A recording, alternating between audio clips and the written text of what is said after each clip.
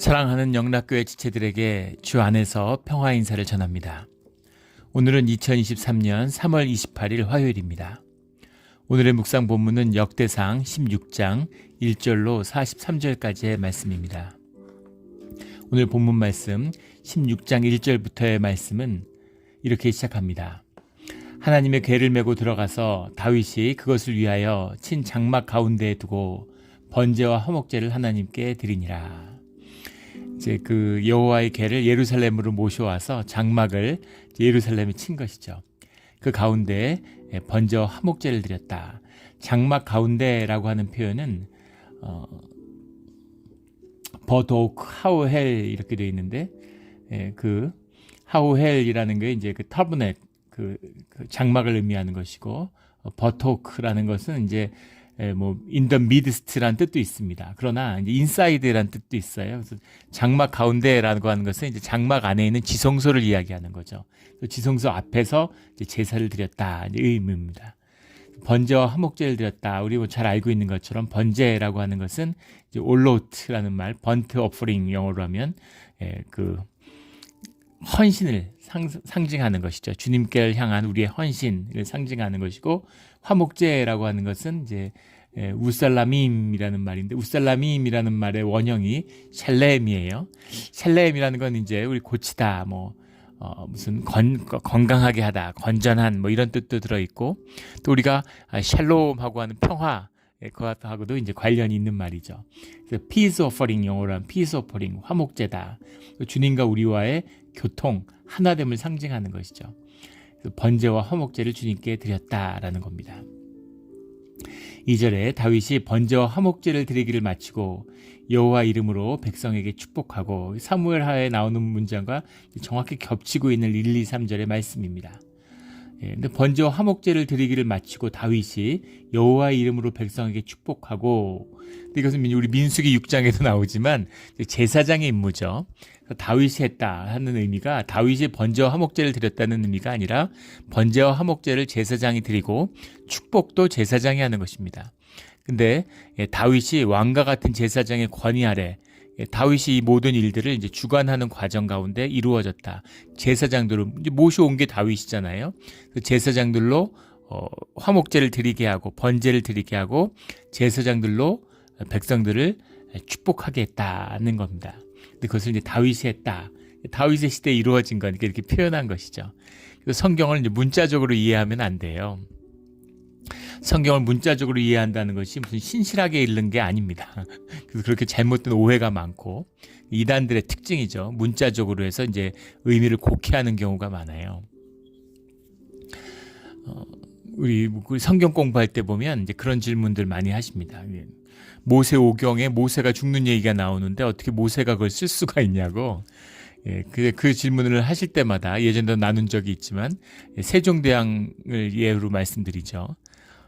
그 세종대왕이 한글을 창제하셨다 이렇게 얘기하는데, 세종대왕이 한글을 직접 만들었을까요? 집현전은 학자들이 만든 거죠. 물론 세종대왕이 학식이 높은 유교의 이상이죠. 학자왕입니다. 우리 기독교에서 왕 같은 제사장, 왕과 제사장이 하나 되는 걸 이상적으로 보는 것처럼 유교에서는 학자로서의 완성과 왕의 통치를 하나를 이루는 걸 꿈꿨죠. 이제 그런 이상적인 왕이 세종대왕으로 표상되는데, 실록을 읽어봐도 세종대왕은 보통 사람은 아니었던 게 분명하죠. 대학자였습니다. 그러나 그렇다고 세종대왕이 앉아서 한글을 만들고 창제한 게 아니죠. 일이 많은데 왕이 일이 얼마나 많겠습니까? 근데 한글 만들고 있으면 어떻게 해요? 그 일을 시키고 세종대왕의 이름으로 반포된 것이죠. 경복궁을 태조 이성계가 만들었죠. 그런데 경복궁 세우는데 이성계가, 태조가, 왕이 무슨 돌짐을 날랐겠습니까? 나무를 깎았겠습니까? 들보를 세웠겠습니까? 왕의 이름으로 세운 거예요. 그리고 목수들이 그걸 세우는 거죠. 그렇다고 대목이 목수가 궁을 지었다 이렇게 얘기하지 않죠. 왕이 지었다 이렇게 얘기하는 겁니다. 다윗이 번제와 화목제를 드리고 백성을 축복했다라는 것이죠. 물론 다윗도 축복하는 마음이 있고 다윗의 이름으로 이루어진 것입니다. 그러나 그것은 하나님의 명을 받고 하나님이 주신 의뢰에 따라서 이루어지는 것이죠. 하나님의 이 율례와 결례를 지키는 것, 이것이 이제 중요한 것입니다. 은혜가 충만하고 주님의 임재가 넘칠 때는 이 의미가 사실은 잘 이해가 되지 않아요. 예배를 뭐 서서 드리던 성소에서 드리던 누워서 드리던 물구나무를 서서 드리던 아무 차이 없습니다. 모든 게 은혜예요. 주님이 받으신다면. 그런데 주님의 임재가 늘 그렇게 가깝게 우리 가운데 있는 것이 아니죠. 왜냐하면 우리가 죄 가운데 살아가기 때문입니다. 그리고 죄와 구별돼야 되기 때문이죠. 그래서 주님 앞에 나오고 주님과 함께하는 모든 것, 우리 예배도 마찬가지잖아요. 예배의 절차, 그런 예식의 순서, 이런 것이 가지는 의미가 커요. 그런데 우리가 막 열린 예배 드리고 막 그런 거 드릴 수 있죠. 은혜가 되고 뭐 어떻게 드리든 무슨 상관입니까? 그러나 주님이 받으시면 다 예배인데, 그런데 주님의 임재가 약해질 때는 그 예식의 순서와 주님과 우리 앞에 나오는 세상과 구별되는 그런 모든 예식이 다 굉장히 중요한 의미를 갖게 되는 것이죠. 그때 그것의 중요함을 알게 되는 겁니다. 그런 주님이 주시는, 주님께서 하나 되는 이 절차들을 지키는 건 그 자체로 의미가 있는 거예요. 예수님도 율법의 단 한 획도 고치려고 오신 게 아니다. 그것을 이루려고 오셨다. 이렇게 말씀하시는 거죠. 율법의 뜻을 벗어났기 때문에, 율법의 뜻을 잘못 알고 있기 때문에 그것을 바로잡는 것이지 폐하는 것이 아니다라는 것을 말씀하고 있는 거죠. 그것을 할례를 육신에 받으라고 하는 건 몸에 받아도 마음을 간직하기가 어려운데, 마음에 새기는 건 얼마나 어렵겠습니까? 근데 본질은 마음에 새기는 것이죠. 마음에 생기는 징표고 표상이 육체의 할례인 것이지, 난 육체의 할례 받았으니까 주님의 백성이야. 기독교가 타락하니까 교회 멤버십을 가지고 있으면 그게 크리스찬인 줄 알아요. 아니죠. 우리의 마음입니다. 예배자로서 우리가 서 있는 자리죠. 우리의 삶이에요. 그런 의미가 들어있다라는 것이죠. 그래서 이 다윗 시대에 그 예배가 회복되었다라는 겁니다. 다윗이 번제와 화목제를 드리고 백성에게 축복했다라는 뜻이죠. 사울 때는 제사를 드리지 않았을까요? 사울 때는 번제와 화목제를 드리지 않나요? 사울 때도 다 하죠. 그것은 주님이 받으시지 않기 때문에 예배가 아니다, 이런 의미가 들어있는 겁니다. 우리 늘 주님이 받으시는 예배를 드리는 우리 모두가 되기를 주의 이름으로 축원합니다. 아멘. 우리 3절에 보면 이스라엘 무리 중 남녀를 막론하고 각 사람에게 떡 한 덩이와 야자 열매로 만든 과자와 건포도로 만든 과자 하나씩을 나누어 주었더라. 화목제물의 규율이죠. 레위기 7장에 나오는 제사를 드린, 화목제를 드리는 음식을 나누어 먹는 것입니다. 이게 예배예요. 주님과 하나 됐음을 확인하는 자리죠. 우리 예전에 그런 분들이 계셨어요. 예배를 드리고 집에 그냥 가는 겁니다. 친교 식사를 안 해요. 애찬을 안 하는 겁니다. 우리 이름도 친교 식사에서 애찬으로 바꿨죠. 그래서 그분들한테 그런 권면을 드렸어요. 뭔가 이제 큰 오해를 하고 있는 거죠. 그래서 밥 먹으러 교회 온 게 아니라 예배 드리러 교회 왔다, 이렇게 얘기하시더라고요. 그래서 같이 밥을 먹는 게 예배의 연장이다. 이것도 예배의 순서고 예식이라고. 그래서 꼭 밥을 먹고, 물론 뭐 급한 일이 있어서 뭐 급하게 가야 되는 그런 경우가 있을 수 있죠. 그러나 그 음식을 나누는, 이 화목을 나누는, 여기까지가 모두 예배인 것이죠. 삶의 예배입니다. 예배를 거기까지 드려야 되는 거예요. 난 사람들하고 밥 안 먹어. 주님께만 예배를 올릴 거야. 이거는 난 하나님을 섬기지만 사람들하고는 어울리지 않아. 사람들을 섬기지는 않아. 그게 사단이죠. 우리 계시록에서 나누었던 사단의 본질입니다. 하나님만 따르고 하나님만 섬겨. 난 인간은 섬기지 못해. 그것이 마귀 사단의 본질이다. 그래서 예배자, 주님의 공동체, 주님의 지체를 이루는 교회의 이 중요한 뜻 가운데 이 애찬이 들어있습니다. 함께 정성을 다해서 화해의 음식을 나누는 것이죠. 그래서 주님의 화해가 우리의 화해가 되는 것입니다. 화해를 또 이루어야 된다. 교회가 화목해야 된다. 화목을 반드시 세워야 되는 거죠. 막 신앙을 내세우고 경건을 내세워서 화목을 깨는 자들이 있어요. 교회 안에 있는 발람의 무리들, 화목을 깨는 자들은 사단의 무리입니다. 그런데 또 화목을 세우라고 하는 의미가 원리스를 만들라는 게 아니에요. 그걸 착각하는 분들이 많습니다. 원리스는 거짓입니다. 부부가 원리스가 되지 않아요. 화목을 이루라는 얘기는 원리스를 이루라는 게 아니라 유니티를 가지라는 겁니다. 삶을 깊이 연합해야 된다라는 거죠. 그것은 우리의 삶의 자세를 담고 있는 이야기예요. 부부가 갈등이 있을 수 있죠. 부부가 어떻게 갈등이 없습니까? 다른 인격이 하나가 돼서 살아가는데. 그러니까 갈등이 있는 건 당연한 거예요. 그 갈등 속에서 삶의 유니티를 이루어가고 그러기 위해서 많은 걸 배우고 자기를 꺾고 죽이고 양보하고 헌신하고 희생해가면서 그 유니티를 이루어가는 것이죠. 그걸 유지해가는 것이죠. 그렇게 부부가 되어가는 겁니다. 교회도 마찬가지죠. 교회가 우리가 주님의 이름으로 교회가 되었지만 교회를 이루어가는 겁니다. 교회가 되어가는 거죠. 그 안에 많은 갈등과 어려움이 있을 수 있어요. 부부도 어려움이 있는데 교회 안에 어떻게 어려움이 없겠습니까? 당연한 거예요. 마치 종교는 또 그런 어려움이 있으면 안 되는 것처럼 어려움이 없는 것처럼 자꾸 분칠하고 속이는 것이죠. 아닙니다. 갈등이 있고 어려움이 있어요. 그러나 그것을 딛고 그 하나됨을 이루기 위해서 유니티를 이루어가기 위한 우리의 자세, 예배의 자세가 들어있는 것이다. 이것이 교회다. 이것이 교회의 중심을 이루는 예배다. 라는 정신이 들어있는 것이죠. 늘 주님 안에서 화목을 이루는 우리 영락 공동체가 되기를 주의 이름으로 축원합니다.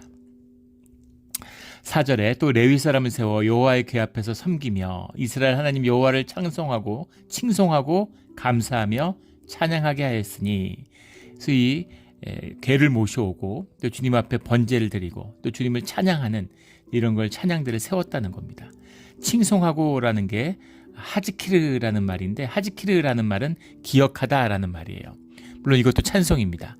그런데 주님이 무엇을 하셨다. 우리 7절부터 8절부터 나오는 오늘 감사 찬양이죠. 주님이 이런 일을 행하셨고 우리를 애굽에서 해방시켜 주셨고 이런 쭉 이야기들 주님 앞에서 기억하다. 주님이 우리에게 이루신 일들을 이렇게 기억하는 그것들을 칭송하는 감사하는 그런 찬양입니다. 감사하며라고 하는 건 호도트라는 말인데 호도트라는 말이 이제 캐스트, throw, 던진다 이런 의미입니다. 무슨 말이냐면 찬양대와 회중 찬양과 찬양대의 찬양이 같이 가는 거예요. 찬양대가 찬양을 하면 또 회중이 받고 요즘으로 하면 이제 그런 거죠. 찬양대가 1절을 하면 회중이 2절을 부르고 찬양대가 3절을 부르고 이런 식으로 주고받는 겁니다. 그래서 처음 찬양, 인도하는 찬양을 호도우트라고 그러는 거예요. 호도우트라는 거를 이제 찬양대가 전문 찬양단이 찬양을 하는 것이죠.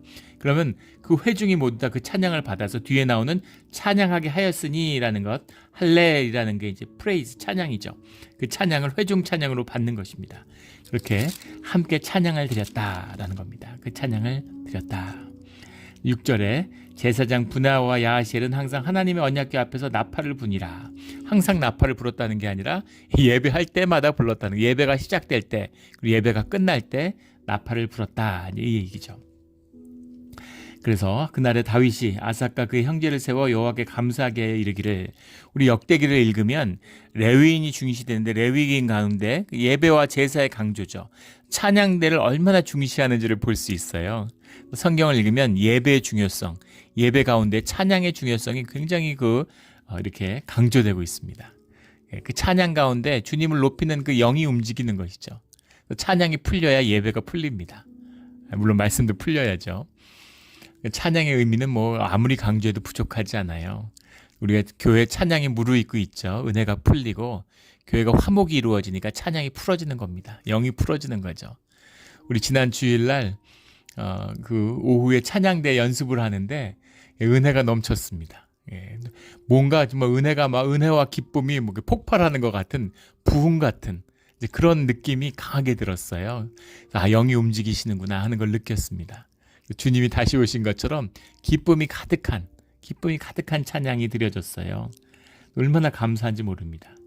그런 찬양이 드려질 수 있으면 예배는 얼마나 은혜가 되고 감사하겠습니까? 정말 주님께 감사했는데 그런 감사의 찬양이 점점 더 열리는 끊어지지 않는 우리 몬트레 영락교회 예배가 되기를 주의 이름으로 축원합니다.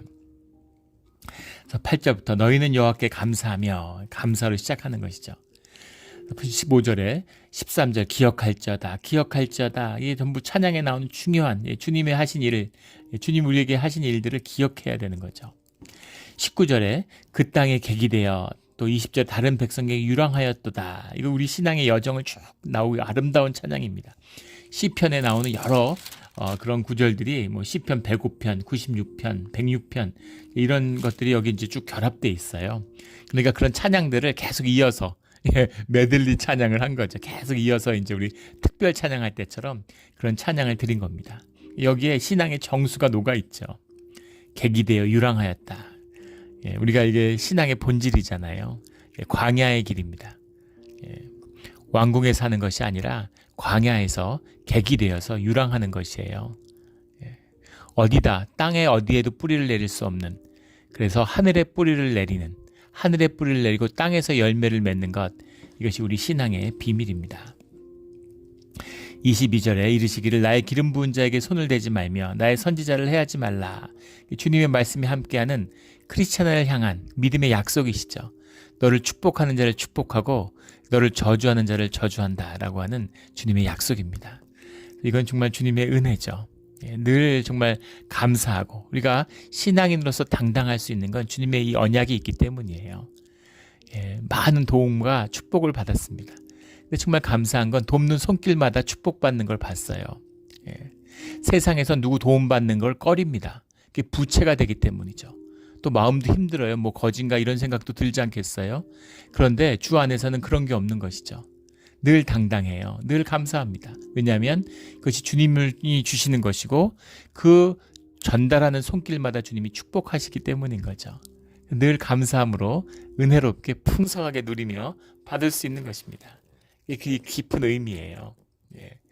아직은 저주하는 사람을 못 만나봐서 저주하는 사람이 어떻게 되는지는 못 봤습니다. 축복하는 사람들은 늘 축복받는다는 것을 보게 되죠. 교회의 비밀입니다. 은혜에 은혜를 더하고 풍성함에 풍성함을 더하는 이 깊은 비밀이죠. 이게 더 깊게 더 풍성하게 누려지는 우리 영락 공동체가 되기를 주의 이름으로 축원합니다. 그의 구원을 날마다 선포할지어다. 창조주 주님, 세상의 모든 섭리가 주께 있음을 선언하는 것이죠. 27절에 존귀와 위엄이 그의 앞에 있으며 능력과 즐거움이 그의 처소에 있도다. 능력과 즐거움이 그의 처소에 있도다라는 말이 이제 시편 96편의 6절의 말씀을 그대로 받은 것인데 차이가 있습니다. 왜냐하면 거기선 성소라는 표현을 써요. 시편 96편에서는 카다쇼브라고 하는 표현을 쓰는데 카다쇼브라는 표현이 이제 우리 잘 아는 코데시죠. 구별한다. 성스럽게 구별된 곳, 성소 앞에 있다. 그런데 여기서는 이걸 왜 처소로 바꿨을까라는 겁니다. 처소라고 하는 게 이제 빙고모라는 말인데 플레이스 영어로 하면 공간적인 이제 장소를 이야기하는 의미죠. 근데 왜 처소에 있도다. 그래서 아마 이때 이제 찬양을 처음에 성막에 옮겨와서 그랬는지 뭔가 아직 성소가 완성되었다, 이루어졌다, 이제 이렇게 받아들이지 못했던 것 같아요. 그래서 이제 처소라는 이름을 쓰고 있는 것이죠. 그래서 주님의 머무시는 주님의 임재가 이루어지는 이제 성소로가 되어가는. 그러니까 그 궤를 갖다 놓고 뭐 성막 치고 뭐 다 갖다 놨다고 해서 그래서 성소가 되는 게 아니죠. 교회 세웠다고 교회가 되는 게 아닙니다. 교회 건물 세고 십자가 달았다고 교회가 되는 게 아니라 그 안에 화목의 공동체, 주의 자녀들이 이루어져야 되는 거죠. 그들이 드린 합당한 예배가 드려지고 거기에 주님의 임재가 함께할 때, 주님 안에서 하나 될 때 우리가 비로소 교회가 이루어지는 것, 그 의미가 들어있는 거죠. 그 교회를 이루어야 하는 것입니다. 능력과 즐거움이 그의 처소에 있도다. 능력과 즐거움이 생명의 비밀입니다. 생명은 능력이 있어요. 능력이라는 것이 뭘 홀드하는 게 아니라 그 존재의 그 자체의 능력이 있는 겁니다. 사과나무의 능력이 뭡니까? 사과 열매를 맺는 것이죠. 사과나무가 사과 열매 맺으려고 열심을 다할까요? 그냥 사과나무로 자라는 겁니다. 열매가 주렁주렁 달려요. 호두나무는 호두가 주렁주렁, 오렌지나무는 오렌지가 주렁주렁 열리는 것이죠. 생명은 능력이 있어요. 그 아이들 보십시오. 어릴 때 아무것도 못하고 이러지만 생명이잖아요. 자라나면 큰. 우리 이번에 큰애가 와서 일주일 있다 가는데, 근데 왔을 때도 항상 허그하고 떠날 때도 이제 잘 가라고 허그하고 기도를 하는데, 허그를 하는데 제가 품에 이렇게 쏙 안기는 겁니다. 저도 이렇게 작은 키는 아니죠. 한국 남자로서. 내가 이제 키가 뭐 190이 넘으니까 이렇게 안기니까 가슴에 폭 안기는 거예요. 그래서 애가 좀 이렇게 컸구나. 예, 초등학교 가는 게 엊그제 같은데 품에 안고 집에 태어나서 돌아오던 기억이 생생한데 훌쩍 자라버린 거죠. 생명이 자라는 겁니다. 생명의 능력이 있어요. 그래서 주님의 임재 가운데 내가 나로 살아가면 나의 능력을 주 안에서 누리는 겁니다. 이 비밀이에요. 또 하나 중요한 것은 생명의 본질이 즐거움이라는 겁니다. 생명을 누리는 자들은 생명 안에서는 기쁨을 누려요. 예. 우리가 세상에 속아가지고 뭘 가져야, 뭘 소유해야, 뭘 더해야, 그래야 기쁨이 있는 것처럼 속는 것입니다. 어른뿐 아니에요. 아이도 이제 세상에 속으면, 어른이 병들면 아이도 가족이 돼서 병들어가죠. 그래서 병든 아이들의 가장 대표적인 게 심심하다는 얘기입니다. 아이가 심심하다는 얘기를 하면 뭔가 심각한 거예요. 이건 크게 잘못된 겁니다. 삶의 전반을 점검해 봐야 돼요. 어른도 마찬가지죠. 영이 죽으면 나타나는, 처음에 영이 죽어갈 때 처음 느끼는 정서적 반응이 심심한 겁니다. 무료한 거예요. 이렇게 심심하지? 이렇게 되는 거죠. 뭐 재밌는 일 없나? 예. 생명이 살아있으면, 영이 살아있으면, 예, 성경에서 생명이 살아있다라는 건, 생명이라는 얘기는 영을 얘기하는 거죠. 육의 생명은 뭐 짐승들도 다 있는 거 아닙니까? 그런데 그 생명의 본질이 뭐냐면 기쁨이라는 거예요. 그래서 늘 기뻐하라. 이거는 영이 죽지 말고 깨어 있어야 된다라는 거죠. 쉬지 말고 기도하라. 주님과 하나가 되어 있어야 된다는 겁니다. 이게 영의 비밀이죠. 그러면 이 기쁨이 끊이질 않는 거예요. 예. 예전에 한국에 있을 때 예전에 나눈 적이 있었죠. 우리 돌아가신 지 오래됐는데 거기 그 장로님이 계셨어요. 여자 장로님이신데, 예, 한국에서 두 번째로 의사가 되신 여성으로서, 예, 일제시대 때 유학을 하고 대단한 분이시죠. 저는 무슨 대부호지만, 뭐 대부호라고 그 당시에 일제시대에 딸을 유학 보내겠습니까? 예, 보통 깨어있는 사람이 아니면 한국에서 그때 그 시대에 상상도 못하던 일이죠. 그런데 아버지 일찍 돌아가시고, 예, 어머니하고 교회에서 살았는데, 그 교회, 그 당시는 이제 뭐 선교사들, 예, 미국에 오신 미국 목사님이 이제 담임 목사님이셨던 거죠. 그 선교사님이 공부도 가르쳐주고 유학도 보내주고 아버지 같이 이렇게 도와주셨다는 거예요. 예, 그런 은혜의 일들이 참 많죠. 그래가지고 이제 좋은 일도 많이 하고 그런 어려운 고아들, 또 그 당시에 이제 못 살 때니까 그런 분들 돈 안 받고 치료해주고 그런 분으로 사셨습니다. 근데 나중에 90이 넘어서 교회를 못 오세요. 병원에 장기 입원해 계셨는데 신방을 가는 겁니다. 월요일이 되면 이제 그 주보를 가지고 가는데 그 주보를 보시면서 눈물을 흘리세요. 예. 그럼 당신이 50년대 교회 다닐 때 이야기를 하시는 거예요. 예. 그런데 그 교회에서 그 당시는 부흥회 이런 거, 요즘엔 그런 게 많이 사라졌지만 예전에는 부흥회를 하고 일주일씩 막 이렇게 했는데 그 음식을 부엌에서 하는 게 굉장히 이제 힘든 일이잖아요. 여성도들이 음식을 하는데 그렇게 재밌고 즐거웠다는 거예요. 근데 뭐가 그렇게 즐거웠을까? 같이 밥하는데 사람들이 모이면 마치 소녀 때처럼, 초등학생 때처럼 모이면 계속 깔깔대고 누가 무슨 말만 하면 그렇게 웃기고 재미있고 그렇게 좋았다는 겁니다. 그 즐거움, 그 기쁨, 예, 그 교회의 기쁨. 근데 그것이 교회가 종교화되고 기관화되고 대형화되면서 사라져버린 것이죠. 그 기쁨, 교회의 그 즐거움, 기쁨을 꼭 목사님도 다시 맛봤으면 좋겠다고 우리 교회에서, 근데 그런 말씀을 듣는데 굉장히 제가 감동도 받고 또 많이 회개를 했습니다. 사실 내 아내도 교회를 그 당시에는 정지하는 마음이 많이 있었어요. 한국 교회를. 근데 그때 굉장히 큰 깨달음과 회개의 마음이 이제 임해서 주님 앞에 제가 2번 다시는 교회를 정죄하거나 판단하거나 비난하지 않겠다고 그렇게 맹세를 한 기억이 납니다. 기쁨이에요. 생명이 자라나는 능력과 즐거움. 오늘 본문에 보면 27절에 즐거움이 있도다. 이 30절에 즐거워하며, 31절에 즐거워하며 기뻐하고, 또 32절에 가면 모든 것은 즐거워할지로다. 또 33절에 여호와 앞에서 즐거이 노래하리니, 즐겁다 즐겁다 즐겁다 항상 기뻐하라. 이걸 종교적으로 속여서 뭐 어려운 일 없이 저 뭐 항상 즐겁다고, 항상 기쁘다고, 뭐 얼굴이 다 썩었는데 막 기쁘다고 그래요. 종교의 거짓 때문에 슬프고 애통하고 아픈 것이죠. 근데 기쁜 것입니다. 예, 애통함이 있어요. 근데 기쁜 것입니다. 신비죠. 예, 이것이 크리스찬의 마음입니다. 마음의 비밀이죠. 예, 이걸 뭐라고 말하겠어요. 예, 샤갈의 블루 같은 거죠. 슬픈 것 같기도 하고 기쁜 것 같기도 하고. 예, 자녀를 키운 분들, 엄마들은 이 말씀을 이해하죠. 예, 자녀를 보면 애통함이 있어요. 근데 또 자녀를 보면 기쁜 겁니다. 예,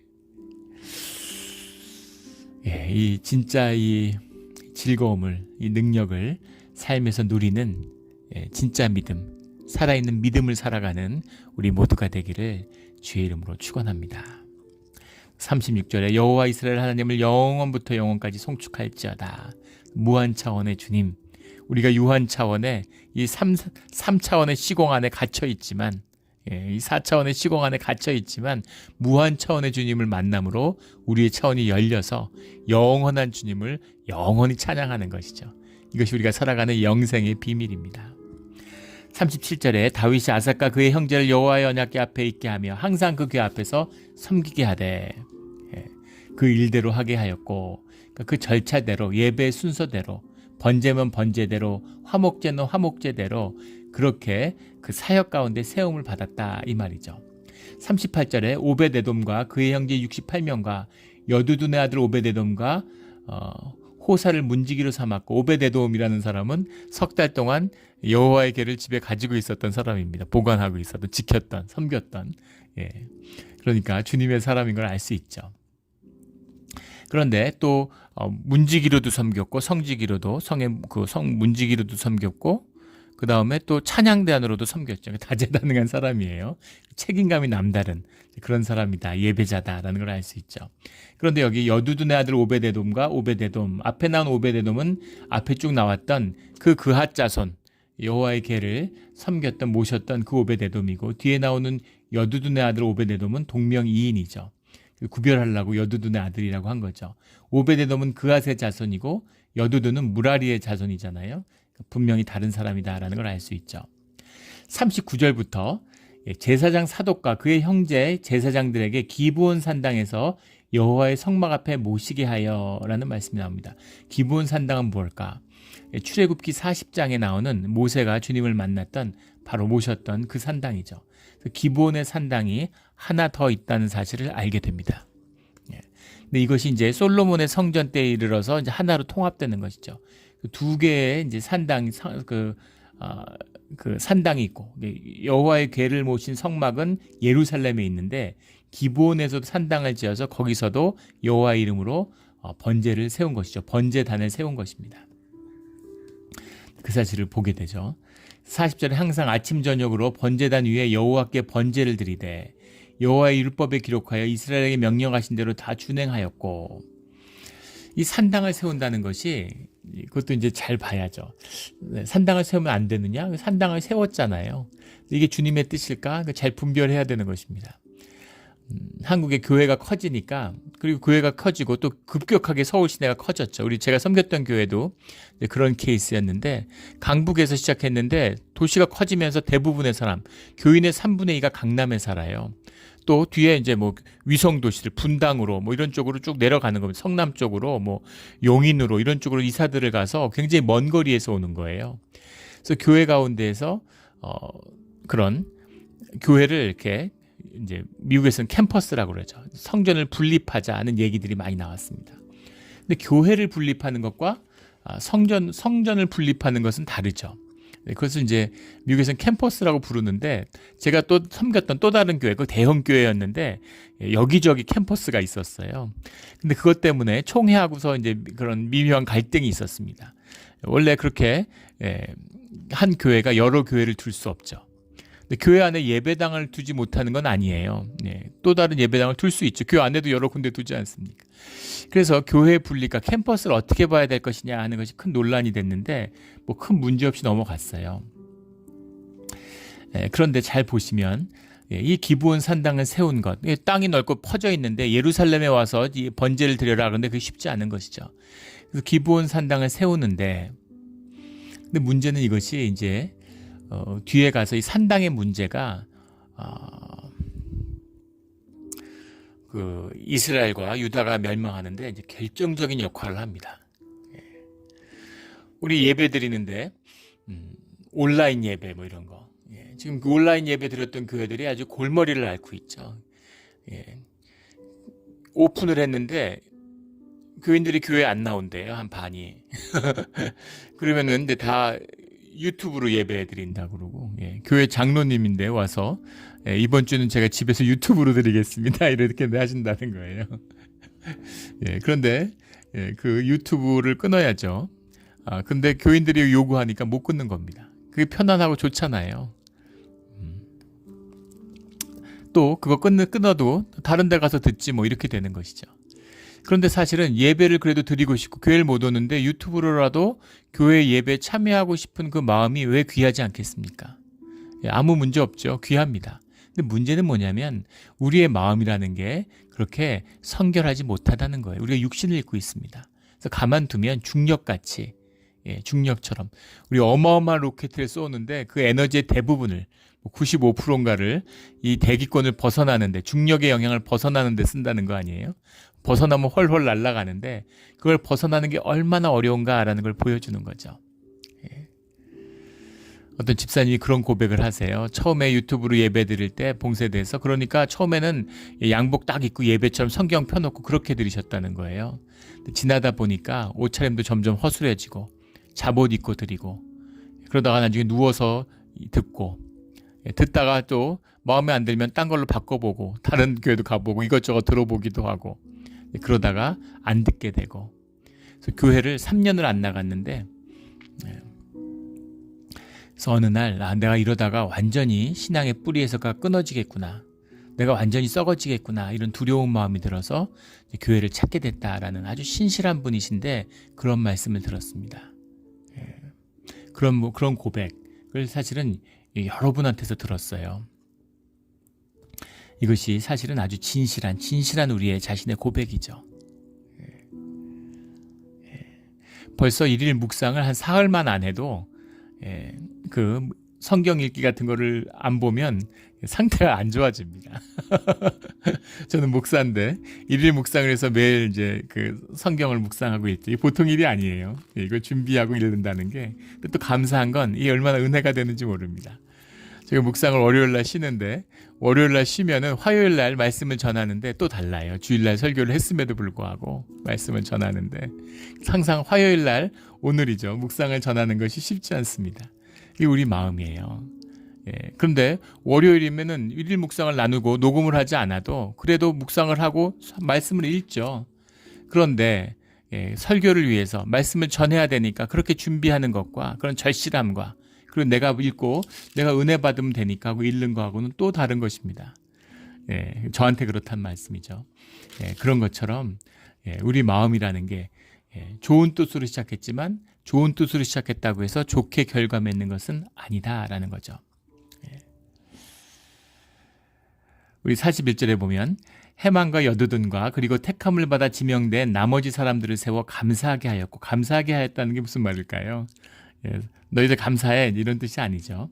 똑같은 레오도트, 우리 앞에 나왔던 칭송과 감사와 찬양하게 하였으니 할 때 나오는 그 감사입니다.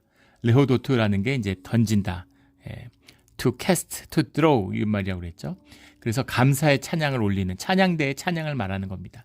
그래서 같이 힘을 모아서 여호와의 궤를 메고 예루살렘에 왔는데, 온 사람 중에서 구별된 사람들이 기브온의 산당에서도 찬양대를 만들어서 찬양하는 일을 했다, 이제 그 얘기예요. 43절에 이에 뭇 백성은 각각 그 집으로 돌아가고 다윗도 자기 집을 위하여 축복하려 돌아갔더라. 그 무슨 부흥이 일어났다, 뭐 여기서 부흥이 났다, 뭐 최근에도 뭐 중부 어디서 부흥이 났다, 이제 그런 일들이 있고, 요즘엔 막 그런 거를 실시간으로 찍어서 보내주기도 합니다. 학교 채플에서 예배를 드리다가 주님의 영이 임한 것이죠. 그 영에 감동되니까 그걸 뭐라고 말하겠습니까? 예배당을 떠나지 않고 예배드리고 사람들이 몰려들고, 미국 전국에서 사람들이 몰려들어가지고 줄을 서서 예배당 안에 들어가려고 3시간씩 줄을 서서 기다리고, 사람들이 굉장히 놀라고 또 흥분하고 감동받는 것이죠.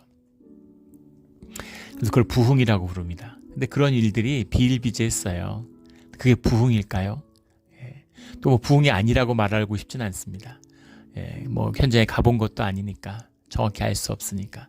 그러나 은혜를 받아서 예배당에 머무는 때, 물론 그런 때가 있을 수 있습니다. 저도 그런 때가 있었고 몇 주씩 계속 예배 드렸던 때도 있어요. 하지만 그것이 우리의 신앙의 본질은 아니라는 겁니다. 여러 번 나누었죠. 신앙은 삶이에요. 제가 그런 얘기 우리 영성 훈련하고 할 때 그런 말씀 자주 드리는데, 20대의 자매가 아무리 영성이 깊어 보여도 애 둘을 키운 40대의 엄마의 영성을 당할 수 없다, 이렇게 얘기합니다. 예배드리고 막 찬양하고 이러면 너무너무 홀리하고 너무 아름다워 보이지만 그것이 신앙은 아니라는 겁니다. 신앙이라는 것은 우리의 믿음, 우리의 예배가 삶과 통합되어서 우리의 삶의 온전함을 이루었을 때, 삶의 진실, 그 아픔, 광야의 길에 서서 주님께 감사의 찬양을 올릴 때, 그때 신앙의 길이 열리는 것입니다. 왜 이 말씀을 나누냐면, 뭇백성 이렇게 아름답고 이렇게 좋은 예배를 함께 드렸는데, 이참에 예루살렘에 살아야 되겠다. 예루살렘 너무 좋은데 아침 저녁 번제 드리고 감사제 드리고 화목제 드리는데 그때마다 내가 있어야지. 근데 그게 아니라 주님이 주신 땅으로 그 땅을 차지하고 다스리기 위해서 돌아가는, 이게 신앙이라는 것이죠. 또 하나 중요한 것은 다윗도 자기 집을 위하여 축복하려 돌아갔더라. 그런데 역대기엔 빠져 있지만 사무엘 하를 보면 이 여호와의 계의 이야기, 우리 15장에 나왔던 사울의 딸 미갈이 마음을 업신여기더라, 다윗을 업신여겼다 마음으로. 이 업신여기는 사건이 사실은 이 다윗이 집에 돌아간 다음에 벌어진 사건이죠. 여호와의 계가 들어올 때 사건이 아니라 그때의 일을 이제 보고 있다가 뒤에 집에 와서 축복하려고 하니까 이 일이 벌어진 거예요. 무엇입니까? 여호와의 성전에서 화목을 이루었는데, 교회를 이루었는데 가정이 깨져 있는 겁니다. 다윗의 재앙은 늘 가정에서 오죠. 가정을 제대로 다스리지 못해요. 그 나중에는 그 가정의 문제가 왕국을 삼켜버리기 직전까지 갑니다.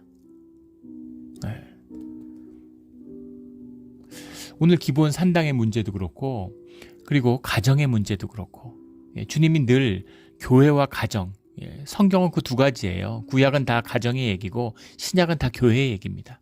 두 개의 그릇을 통해서 축복을 부어주세요. 근데 그 두 개가 결국은 하나라는 걸 알게 되는 거죠. 교회에서 제일 안타까운 건 신앙생활 신실하게 하시는 여자 성도님들인데 남편들이 신앙생활을 안 해요. 그런 분들은 가정이 바로 서지 않습니다. 자녀들이 생명의 능력을 누리지 못해요. 제일 안타까운 일이죠. 가정을 회복해야 됩니다. 한국에 있을 때 교회 집사님인데 남편이 교회에 안 나오는 정도가 아니라 나가는 거를 막 방해하고 회방하고 싫어하는 거예요.